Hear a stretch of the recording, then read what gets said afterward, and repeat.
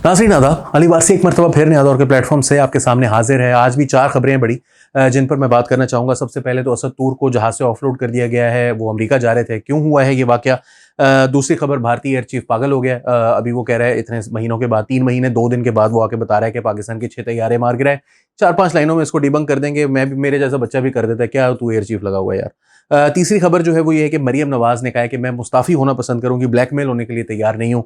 वो क्या बात है वो भी बताएंगे। और इस्लामाबाद की 99 हाउसिंग सोसाइटीज़ हैं जो कि गैर कानूनी करार दे दी गई हैं, इसका मलिक रियाज से क्या ताल्लुक है वो भी आपको बताएंगे। तो सबसे पहले भारतीय एयर चीफ का जो जंग के 3 माह और 2 दिन के बाद, और याद रखें कि इस दौरान 31 वाले महीने भी गुजरे हैं, तो तकरीबन 94 दिन के बाद इस बंदे को ये होश आया कि पाकिस्तान के 6 जहाज़ जो हैं वो इंडिया ने गिराए थे।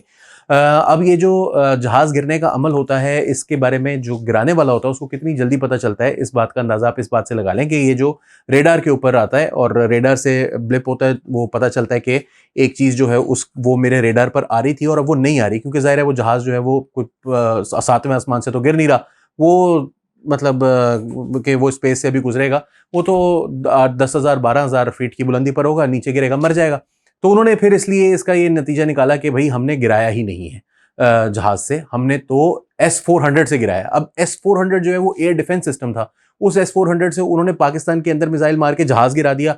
बड़ा ज़बरदस्त S-400 सिस्टम लिया है, लेकिन फिर बताया क्यों नहीं, पता क्यों नहीं लगा, उसका मलबा कहाँ गिरा, कोई सैटेलाइट इमेजरी है, कुछ नहीं है। वो भाई को जो है वो, मतलब मुझे बस अफसोस है कि अंकल को जो है वो इतनी देर से होश आया है, और क्या हमारी सियासी जमातों वाला हाल कर दिया है इंडियन मिलिट्री का मोदी जी ने, बिल्कुल उलट सूरत हाल हो रही है।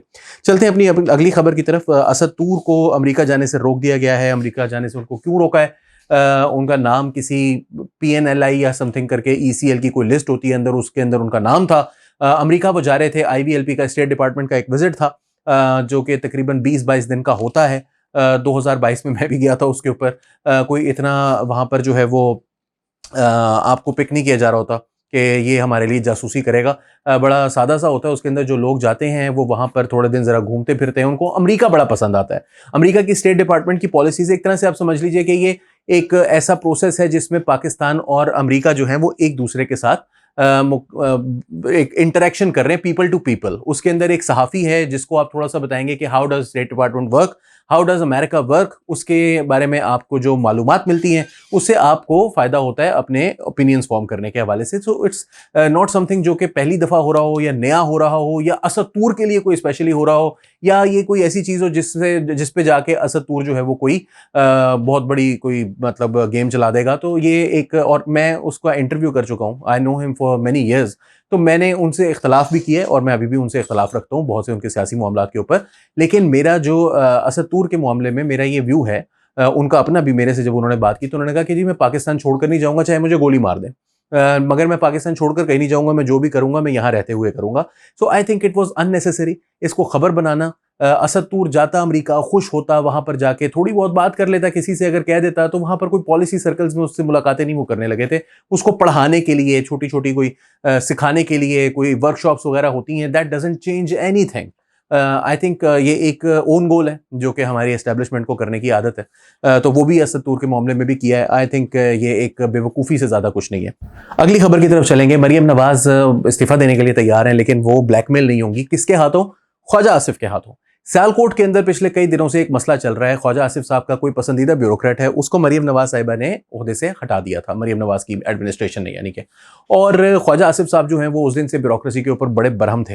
ख्वाजा आसिफ की पसंद का ये बंदा था, इसको उन्होंने वहाँ पर लगाया हुआ था। और ख्वाजा आसिफ को जब उन्होंने, मरियम नवाज ने उस बंदे को हटा दिया, तो ख्वाजा साहब बड़ी जो है ना वो गवर्नमेंट के एंटी किस्म की, यानी कि ऐसी स्टेटमेंट्स जो कि शायद गवर्नमेंट के नैरेटिव से मेल ना खाती हूँ, जिनमें ब्यूरोक्रेसी जो है वो बहुत बुरी है। एक बंदा जो है वो 4 अरब, ओ भाई वो 4 अरब रुपए जिसने खाए थे वो उस्मान बुज़दार का फ्रंटमैन था, उस्मान बुज़दार का चीफ सेक्रेटरी था, जिसने ये हरकत की थी। ताहिर खुर्शीद गालिबन नाम है, उसके बारे में ये इल्ज़ाम है कि वो उस्मान बुज़दार का फ्रंटमैन था, वो पैसे पकड़ता होता था उसके लिए, या आई मीन इस तरह के इल्ज़ामात लगते रहते। ख्वाजा आसिफ ने भी इल्ज़ाम ही लगाया ना, कौन सी उन्होंने कागज़ लाकर दिखा दिए हैं।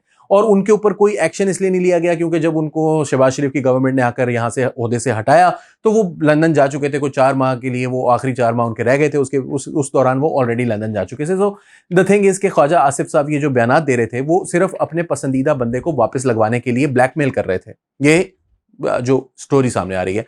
अब मरियम नवाज की साइड की स्टोरी अंसार अब्बासी ने दी है, जिन्होंने कहा है कि जो ओहदेदार था या जो अहलकार था या जो भी आप उसको अफसर था, उसको जब निकाला गया तो उसके लिए क्या क्या लवाजमात थे जिनकी बुनियाद पर वो क्या मुहर्रकात थे जिनकी बुनियाद पर उस अफसर को निकाला गया, उन सबको मरियम नवाज ने देखने के बाद ये फैसला किया कि इसको बिल्कुल ठीक निकाला गया है।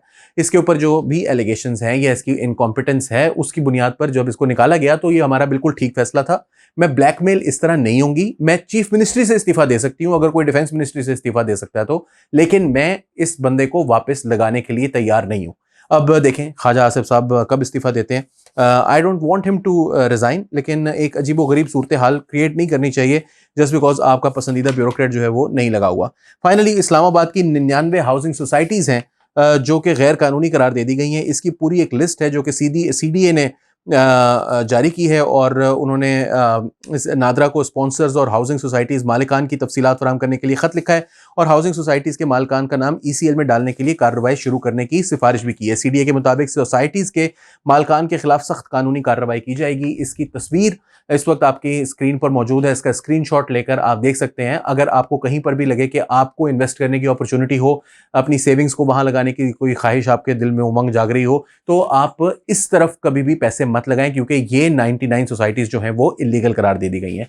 मलिक रियाज से मैंने कहा था कि क्या रिश्ता है इनका, वो मैं जोड़ने के लिए आपको सिर्फ इतना कहूंगा कि बहुत दिनों से ये बात भी की जा रही थी कि मलिक रियाज जो हैं उनको स्पेसिफिकली टारगेट किया जा रहा है पॉलिटिकल रीजंस की वजह से। मेरा अपना ज़ाती तौर पर यह ख्याल है कि ये एक रीज़न है।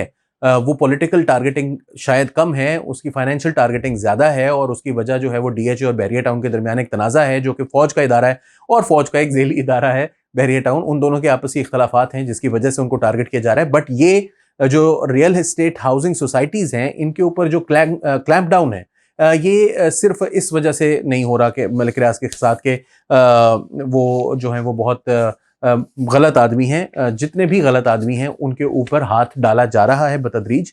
तो रियल एस्टेट के अंदर इन्वेस्ट करते हुए ज़रा इन लिस्टों को ज़रूर चेक कर लीजिए जो कि LDA ने डिसअप्रूवल की लिस्ट में डाली हुई हैं, KDA ने डाली हुई हैं, CDA ने डाली हुई हैं। इनको बहुत गौर से, खासतौर पे क्योंकि इन 3 शहरों में बड़ी होती है, लेकिन जहाँ जहाँ पर भी आप मौजूद हैं अपनी डेवलपमेंट अथॉरिटी से ज़रूर ये कंफर्म कर लें कि कौन सी सोसाइटीज़ लीगल हैं और कौन सी नहीं है। नया दौर के प्लेटफॉर्म से अली वारसी को इजाज़त दीजिए। आदाब।